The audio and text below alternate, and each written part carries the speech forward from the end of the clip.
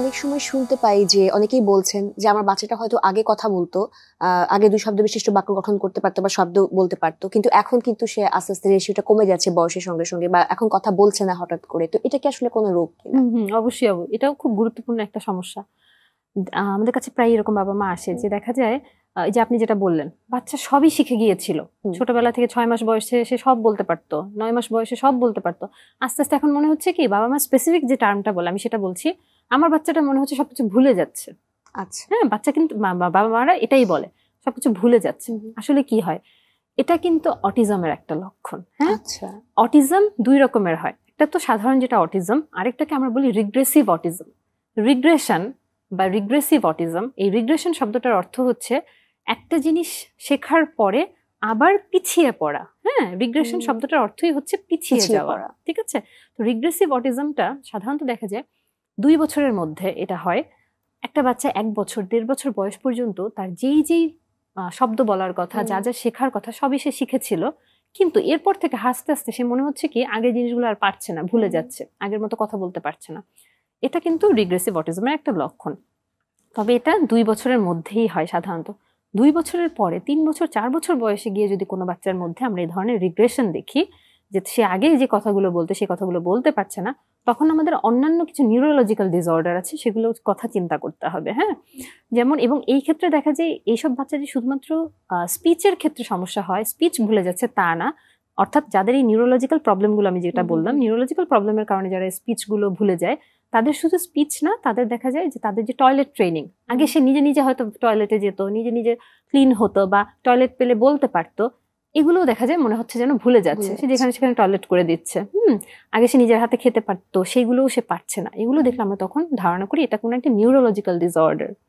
আবার আপনি বললেন যদি আরেকটু বড় বাচ্চা হয়, যে আগে কথা বলতে হঠাৎ করে সে কথা বলা বন্ধ করে দিয়েছে বা কমিয়ে দিয়েছে, এটা আরেকটু বড় বাচ্চাদের ক্ষেত্রে হতে পারে। আরো অন্যান্য কিছু ডিসঅর্ডার আছে, যেমন কোন একটা ট্রমার পরে, হ্যাঁ, খুবই ট্রমাটিক, খুবই স্ট্রেসফুল কিছু একটা হয়েছে বাচ্চার জীবনে, হঠাৎ করে এই ট্রমার পরে সে কথা বলা বন্ধ করে দিয়েছে। অথবা বাচ্চা ডিপ্রেশনে ভুগছে, ডিপ্রেশনে ভুগলে কিন্তু আমরা সবকিছুতে আগ্রহ হারিয়ে ফেলি, আমরা কথা বলার পেছনেও আগ্রহ হারিয়ে ফেলি, তখন বাচ্চার কিন্তু কথা কমে যায়।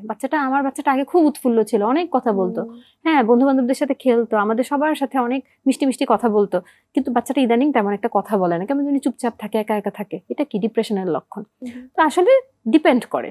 জি, এই যে ডিপ্রেশনের কথা আপনি বলেন, আমরা কিন্তু মনে করি যে শুধুমাত্র বড়দেরই আসলে ডিপ্রেশন হয়। শিশুদের ডিপ্রেশনের বিষয়টা আসলে কেমন বা কোন লক্ষণ আসলে তারা প্রকাশ করতে পারে? জি, সেটাই আমরা আসলে ভাবি শুধু বড়দেরই ডিপ্রেশন হয়, আমরা বলি বাচ্চারা এত কিছু কি বলছে, বাচ্চাদের আবার মন খারাপ কি? হ্যাঁ, আচ্ছা, তো ডিপ্রেশন মোটামুটি একটা বাচ্চার 7 বছর 8 বছর বয়স থেকে কিন্তু ডিপ্রেশন শুরু হতে পারে। হ্যাঁ, এবং ডিপ্রেশনে বাচ্চাদের ক্ষেত্রে যেটা লক্ষণ, এটা খুব গুরুত্বপূর্ণ, আমরা অনেক সময় বুঝি না। যেমন বড়রা কিন্তু আমরা কিন্তু বলি যে আমার মন খারাপ লাগছে, আমার বিষণ্ণ লাগছে, আমার কিছুই ভালো লাগছে না। বাচ্চারা দেখা যায় এই ব্যাপারটা বুঝিয়ে বলতে পারে না, তাদের মন খারাপটা মন খারাপ হিসেবে প্রকাশ পায় না, ইরিটেবিলিটি, বিরক্তি ভাব নিয়ে প্রকাশ পায়। হ্যাঁ, বাবা মারা প্রায় আমাদের কাছে এসে এভাবে বলে যে আমার বাচ্চাটা খুব শান্ত স্বভাবের ছিল, খুব মিষ্টি স্বভাবের ছিল, হঠাৎ করে সে খুব খিটখিটে মেজাজের হয়ে গেছে, ওকে আমি কিছুই বলতে পারি না। হ্যাঁ, একটা কিছু বললেই, আমি বললাম যে বাবা একটু গোসল করতে যাও, সে মানে রেগে যাচ্ছে আমার উপরে, হ্যাঁ, খেপে যাচ্ছে, বা কোনো কারণ ছাড়াই সে কান্না করছে, অকারণেই কান্না করছে, তেমন কিছুই হয়তো তাকে বলা হয়নি। এগুলো কেন করে? অর্থাৎ তার মধ্যে যে ইরিটেবিলিটি, খিটখিটে স্বভাব, এটা তার বেড়ে যায়। এটা কিন্তু ডিপ্রেশনের একটা লক্ষণ। সেই সাথে ডিপ্রেশনের অন্যান্য যে লক্ষণগুলো, যেমন কোনো কাজে আর আগ্রহ না পাওয়া, ফলাফল সে সবকিছুতে ইন্টারাকশন কমিয়ে দেয়। আগে হয়তো বা বন্ধুদের সাথে খেলতে যেত, বাইরে খেলতে যেত, সে বাইরে খেলতে যেতে চায় না, স্কুলে যেতে চায় না, কারোর সাথে কথা বলতে চায় না, একা একা ঘরের ভেতরে থাকে, সারাদিন শুয়ে থাকছে, খাওয়া দাওয়ায় আগ্রহ নেই, বাচ্চা খাচ্ছে না আগের মতো, হ্যাঁ, ওজন কমে যাচ্ছে বাচ্চার ঘুমের সমস্যা হচ্ছে, বাচ্চার পড়ালেখায় ব্যাঘাত করছে। খুব গুরুত্বপূর্ণ, বাবা মা আমাদের কাছে আসে, আমার বাচ্চাটা আগে এত ভালো স্টুডেন্ট ছিল, এখনো রেজাল্ট খারাপ হচ্ছে। কেন রেজাল্ট খারাপ হচ্ছে? আপনার বাচ্চা বিষণ্ণতায় ভুগছে কিনা? বিষণ্ণতায় ভুগলে যেটা হয়, যেহেতু সবকিছুতে আগ্রহ হারিয়ে ফেলে, এবং আরেকটা গুরুত্বপূর্ণ বিষয় হচ্ছে মনোযোগ দিতে পারি না আমরা কোনো কিছুতে। তো এই বিষয়গুলো অনেকের মধ্যে ইনফ্যাক্ট আত্মহত্যা প্রবণতাও চলে আসতে পারে। তো এই সব সিমটম গুলোই কিন্তু আসলে বিষণ্ণতা রোগে আমরা বাচ্চাদের মধ্যে দেখি।